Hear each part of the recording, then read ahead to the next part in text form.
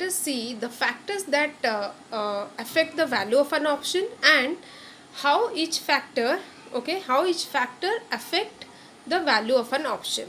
Okay, so the first factor that we are going to discuss about is the price of an underlying asset.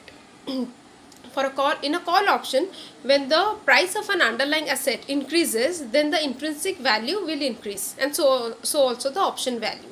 And when the price of an underlying asset will reduce, then the intrinsic value will reduce, and so also the option value will also reduce. But for a put option, okay, for a put option, when the when the underlying asset price will increase, then the put option value will reduce in value. Okay, just the reverse relationship. Now we will see the exercise price. Okay, when for a call option, when the exercise price will increase in value, then the call option value will reduce in value. Okay, and when the exercise price will reduce in value, then the call option value will increase in value. But for put option, when the exercise price, okay, when the exercise price will increase, okay, then the put option value will increase in value, and when this exercise price will reduce in value, then the put option value will reduce in value. Okay, that is the relationship. Now we will see the risk free rate. For a call option, when the risk free rate increases, then the option value increases, and when the risk free rate reduces, then the option value reduces in value for a call option. But for put option, when the risk free rate increases, okay, then the put option value will reduce in value.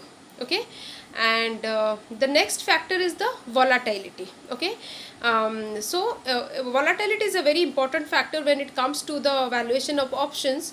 So when there will be no volatility, then the price of the underlying asset will be equal to the intrinsic value. Okay, and like when the volatility increases, then both the value of the call option and the put option will increase in value. Okay, next factor is the time to expiration.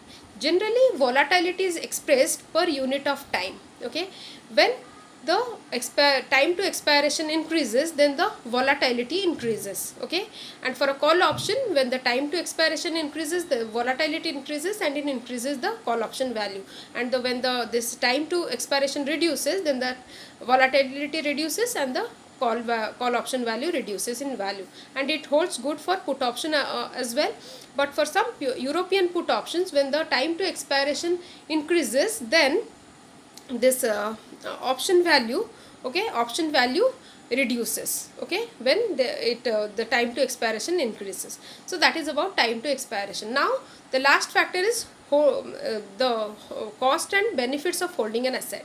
Okay, when we hold any asset, like for bonds and stocks, okay, we get benefit out of it. Like for stocks we get dividend, for bonds we get interest, and also for commodities we get convenience yield. Okay, and when we get benefit of holding any asset, then the call option value reduces and the put option value increases in value. And the reason is obvious, because when we are getting some benefit out of any asset, then the call option value will reduce. Okay, but the put option value will increase in value. So that is about the factors that affect the value of an option and how each factor determine the value of an option. That is about it. Thank you very much.